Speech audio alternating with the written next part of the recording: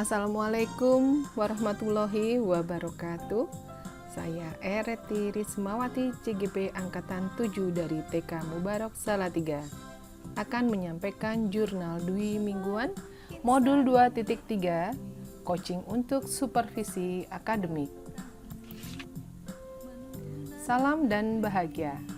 Saya didampingi oleh Bapak Muhammad Kusdi sebagai fasilitator dan Ibu Sri Widodo Pujilestari sebagai pengajar praktik. Jurnal Refleksi. Menurut Driscoll NC tahun 2001, menuliskan jurnal refleksi secara rutin akan memberikan ruang bagi seorang praktisi untuk mengambil jeda dan merenungi apakah praktik yang dijalankannya sudah sesuai, sehingga ia dapat memikirkan langkah berikutnya untuk meningkatkan praktik yang sudah berlangsung. Menurut Denton tahun 2018, jurnal juga dapat menjadi sarana untuk menyadari emosi dan reaksi diri yang terjadi sepanjang pembelajaran. Saya menggunakan refleksi melalui Connection, Challenge, Concept, and Change atau 4C. Model ini dikembangkan oleh Richards, Charles, and Morrison tahun 2011. 1. Connection. Apa keterkaitan materi dengan peran CGP? 2. Challenge. Adakah ide yang berbeda dari praktik yang dijalankan selama ini? 3. Konsep. Menceritakan konsep-konsep utama. 4. Apa perubahan dalam diri?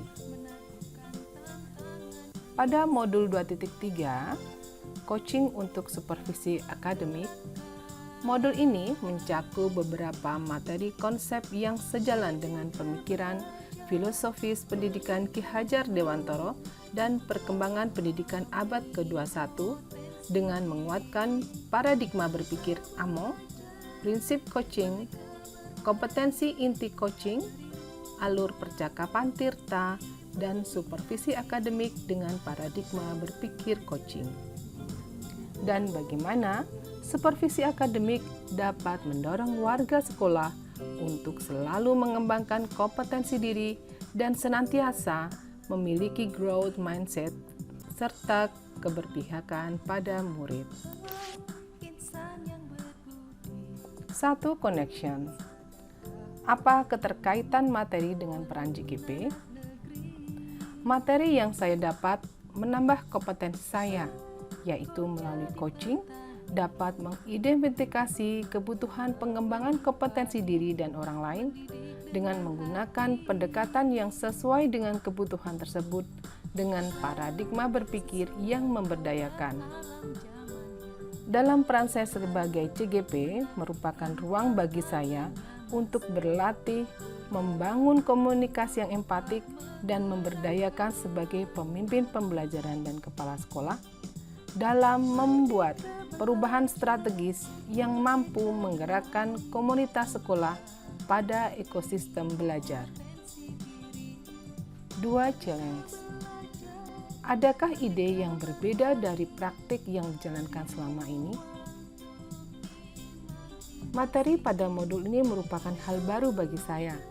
Selama ini untuk pengembangan diri yang saya pahami dan praktikkan hanya mentoring, konseling, fasilitasi, dan training. Dari pengembangan ini, dalam memecahkan masalah dan solusi mendapatkan bantuan dari pihak luar. Pada pengembangan diri dengan konsep coaching, membangun kemitraan yang setara, coach hanya menghantarkan melalui mendengarkan aktif dan melontarkan pertanyaan coachee yang membuat keputusan sendiri. Coach menuntun coachee untuk menemukan ide baru atau cara untuk mengatasi tantangan yang dihadapi atau mencapai tujuan yang dikehendaki. 3. Konsep. Ceritakan konsep-konsep utama. Konsep-konsep utama meliputi paradigma berpikir Among, prinsip coaching, kompetensi inti coaching, alur percakapan Tirta, dan supervisi akademik dengan paradigma berpikir coaching. Paradigma berpikir Among. 1. Mitra belajar. Mitra belajar memberikan perspektif keselarasan dalam berinteraksi dan berdialog antara coach dan coachee. Emansipasi. Proses coaching membuka ruang emansipatif bagi coach dan coachee untuk merefleksikan kebebasan mereka melalui kesepakatan dan pengakuan bersama.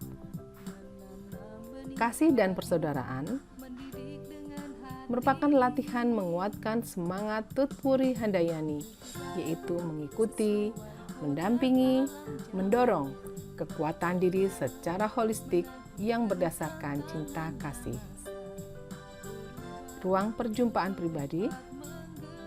Ruang perjumpaan pribadi antara coach dan coachee sehingga keduanya dapat membangun rasa percaya dalam kebebasan. Paradigma berpikir coaching. 1. Fokus pada coachee atau rekan yang akan dikembangkan, yaitu memusatkan perhatian pada rekan dan topik yang dikembangkan, bukan pada situasi yang dibawanya dalam percakapan. 2. Bersikap terbuka dan ingin tahu, yaitu 1. Tidak menghakimi, melabel, berasumsi, atau menganalisis pemikiran orang lain.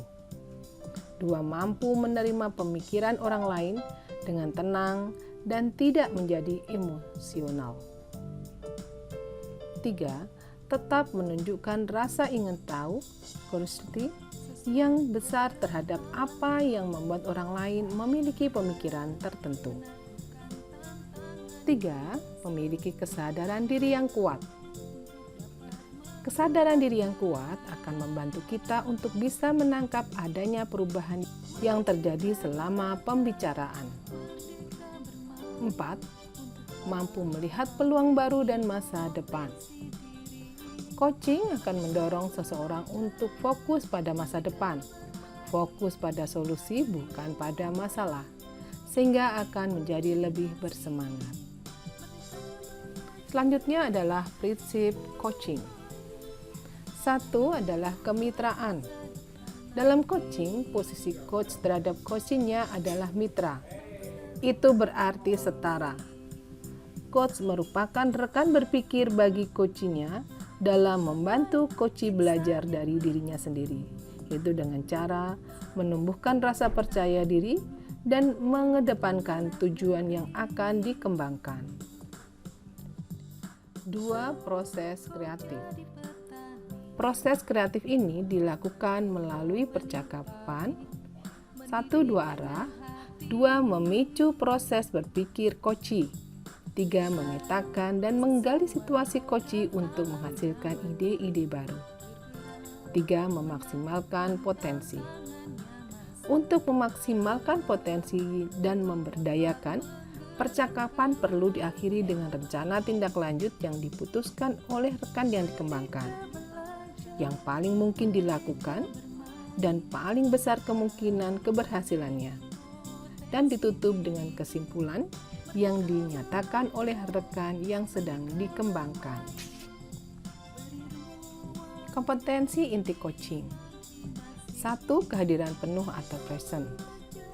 Dalam coaching disebut sebagai coaching presence, sehingga badan, pikiran, hati selaras saat sedang melakukan percakapan coaching. 2. Mendengarkan aktif. Keterampilan utama dalam coaching adalah keterampilan mendengarkan dengan aktif, atau sering kita sebut dengan menyimak. Hal yang biasa menghambat: 1. Adanya asumsi, 2. Melabel atau judgment, 3. Asosiasi, yaitu mengaitkan dengan pengalaman pribadi. 3. Mengajukan pertanyaan berbobot. Untuk mengajukan pertanyaan berbobot, hasil dari mendengarkan aktif yaitu menggunakan rasa, yang diperkenalkan oleh Julian Thrissur, yaitu Receive, Appreciate, Ask, dan Summarize. Alur percakapan Tirta menggunakan 4 tahap, yaitu 1. Tujuan, 2. Mengidentifikasi, 3. Rencana aksi, dan 4. Tanggung jawab.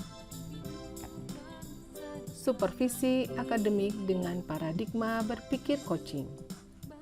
Tujuan pelaksanaan supervisi akademik di sekolah yang terpadu dan integral adalah 1. Pertumbuhan, yaitu setiap individu melihat supervisi sebagai bagian dari daur belajar bagi pengembangan performa sebagai seorang guru. 2. Perkembangan, yaitu supervisi mendorong individu dalam mengidentifikasi dan merencanakan area pengembangan diri. 3. Pengawasan, itu sebagai sarana dalam monitoring pencapaian tujuan pembelajaran. Siklus dalam supervisi klinis. 1. Pra-observasi. Dengan menggunakan percakapan coaching untuk perencanaan, supervisor dapat mencatat apa yang menjadi sasaran pengembangan guru dan menginformasikan kepada guru prosedur supervisi. 2. Observasi. Aktivitas pengamatan oleh supervisor dalam saat guru melaksanakan pembelajaran di kelas. Tujuannya adalah untuk mengambil data atau informasi secara objektif mengenai aspek pengembangan yang sudah disepakati. 3. Pasca observasi. Percakapan pasca observasi berisikan aktivitas berikut. 1.